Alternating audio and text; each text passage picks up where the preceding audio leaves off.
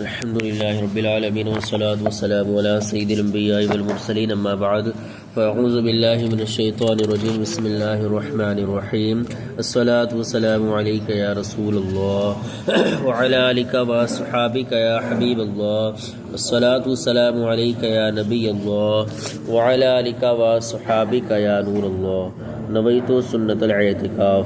پیارے آقا صلی اللہ تعالی علیہ وآلہ وسلم نے ارشاد فرمایا، جو شخص مجھ پر 10 مرتبہ درود پاک پڑھتا اللہ تبارک و تعالی اس پر 100 رحمتیں نازل فرماتا ہے۔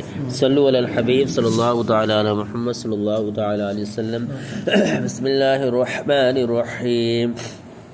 وما من دابة في الأرض ولا طائر يطير بجناحيه إلا أمثالكم ما فرطنا في الكتاب من شيء ثم إلى ربهم يحشرون۔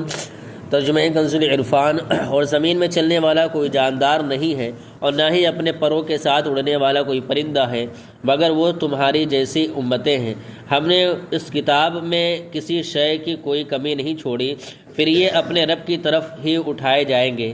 الا امثالکم، مگر وہ تمہاری جیسی امتیں ہیں، یعنی تمام جاندار خواہ وہ چوپائے ہوں یا درندے یا پرندے سب تمہاری طرح امتیں ہیں۔ یہ مماثلت تمام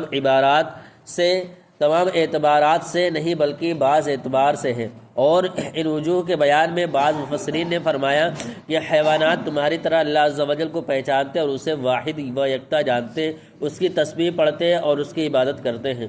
بعض کا قول ہے کہ وہ مخلوق ہونے میں تمہارے مثل ہیں، بعض نے کہا کہ وہ انسان کی طرح باہمی الفت رکھتے اور ایک دوسرے سے سمجھاتے ہیں۔ بعض کا قول ہے کہ روزی طلب کرنے، ہلاکت سے بچنے، نر مادہ کی امتیاز رکھنے میں تمہارے مثل ہیں۔ بعض نے کہا کہ پیدا ہونے، مرنے کے بعد حساب کے لیے اٹھنے میں تمہاری مثل ہیں۔ ما فرطنا فی الکتاب من شیء، ہم نے اس کتاب میں کسی شے کی کمی نہیں چھوڑی، یعنی جملہ علوم اور تمام ما کان و ما یکون کا اس میں بیان ہے اور جمیع اشیاء کا علم اس میں ہے۔ اس کتاب سے یہ قرآن کریم مراد ہے یا لوح محفوظ؟ اس سے رسول اللہ صلی اللہ علیہ وسلم کا علم کلی ثابت ہوا، کیونکہ سارے علوم لوح محفوظ یا قرآن میں ہیں اور یہ کتابیں حضور اقدس صلی اللہ علیہ وسلم کے علم میں ہیں۔ ثم الی ربہم یحشرون، پھر یہ اپنے رب کی طرف اٹھائے جائیں گے۔ تمام انسان، جانور، پرندے قیامت کے دن اٹھائے جائیں گے۔ انسان تو جنت یا جہنم میں جائیں گے، جبکہ جانور اور پرندوں کا حساب ہوگا، اس کے بعد وہ خاک کر دیے جائیں گے۔ قیامت کے دن جانوروں کا بھی حساب ہوگا۔ اس سے معلوم ہوا کہ قیامت کے دن انسانوں اور جنوں کے علاوہ جانوروں اور پرندوں کا بھی حساب ہوگا۔ بعض احادیث میں بھی یہ بات بیان کی گئی ہے۔ چنانچہ حضرت ابو ہریرہ رضی اللہ تعالی عنہ سے روایت ہے، نبی اکرم صلی اللہ علیہ وسلم نے ارشاد فرمایا، قیامت کے دن تم لوگ ضرور حقداروں کو ان کے حقوق سپرد کرو گے، حتیٰ کہ بے سینگ بکری کا سینگ والی بکری سے بدلہ لیا جائے گا۔ حضرت عبداللہ بن عمر رضی اللہ تعالیٰ عنہ فرماتے ہیں، قیامت کے دن زمین کھنچ کر چمڑے کی طرح دراز ہو جائے گی اور اللہ تعالیٰ انسانوں، جنوں، چوپایوں اور وحشی جانوروں الغرض تمام مخلوق کو جمع فرمائے گا۔ اس دن اللہ تعالیٰ جانوروں کے درمیان بھی قصاص رکھے گا، یہاں تک کہ بے سینگ والی بکری کا سینگ والی بکری سے بدلہ لیا جائے گا۔ پھر انہیں کہا جائے گا کہ تم سب مٹی ہو جاؤ۔ اس وقت کافر یہ تمنا کرے گا کہ کاش میں بھی مٹی ہو جاتا۔ والذین کذبوا بآیاتنا صم وبکم فی الظلمات من یشاء اللہ یضللہ ومن یشاء یجعلہ علی صراط مستقیم۔ ترجمہ کنز العرفان۔ اور جنہوں نے ہماری آیتیں جھٹلائی وہ بہرے اور گونگے ہیں، اندھیروں میں ہیں، اللہ جسے چاہے گمراہ کرے اور جسے چاہے سیدھے راستے پر ڈال دے۔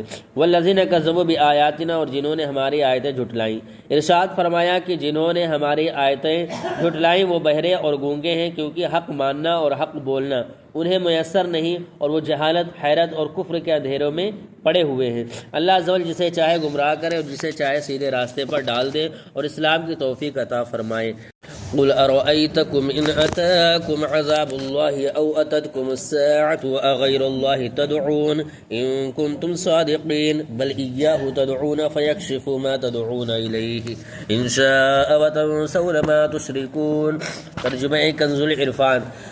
تم فرماؤ، بھلا بتاؤ کہ اگر تم پر اللہ کا عذاب آ جائے یا تم پر قیامت آ جائے تو کیا اللہ کے سوا کسی اور کو پکارو گے اگر تم سچے ہو؟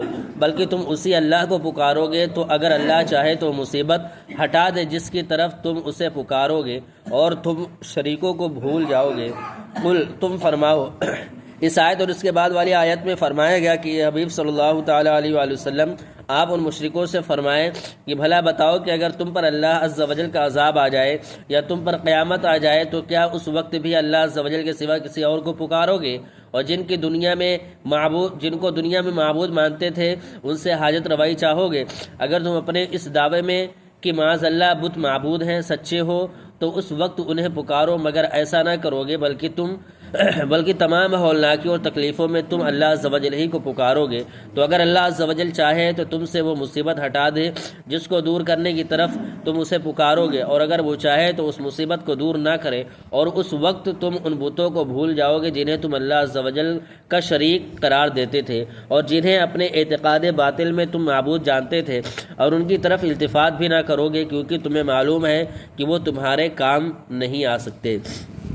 وَلَقَدْ أَرْسَلْنَا إِلَىٰ أُمَمٍ مِّن قَبْلِكَ فَأَخَذْنَاهُمْ بِالْبَأْسَاءِ وَالضَّرَّاءِ لَعَلَّهُمْ يَتَضَرَّعُونَ ترجمہ کنز العرفان۔ اور بے شک ہم نے تم سے پہلی امتوں کی طرف رسول بھیجے تو انہیں سختی اور تکلیف میں گرفتار کر دیا تاکہ وہ کسی طرح گڑ گڑائیں۔ وَلَقَدْ أَرْسَلْنَا، اور ہم نے رسول بھیجے۔ ارشاد فرمائے کہ ہم نے تم سے پہلی امتوں کی طرف رسول بھیجے لیکن لوگ ان پر ایمان نہیں لائے، تو ہم نے انہیں سختی اور تکلیف میں گرفتار کر دیا اور فقر و افلاس اور بیماری وغیرہ میں مبتلا کیا تاکہ وہ کسی طرح گڑ گڑائیں اور اللہ عز و جل کی طرف رجوع کریں اور اپنے گناہوں سے باز آئیں۔ اس سے معلوم ہوا کہ دنیا میں تکالیف اور مصیبتیں بعض اوقات اللہ عز و جل کی رحمت بن جاتی ہے کہ بندوں کو رب عز و جل کی طرف متوجہ کرتی ہیں اور صالحین کے درجات بلند کرتی ہیں۔ صلو علی الحبیب صلی اللہ تعالی علی محمد صلی اللہ علیہ وسلم۔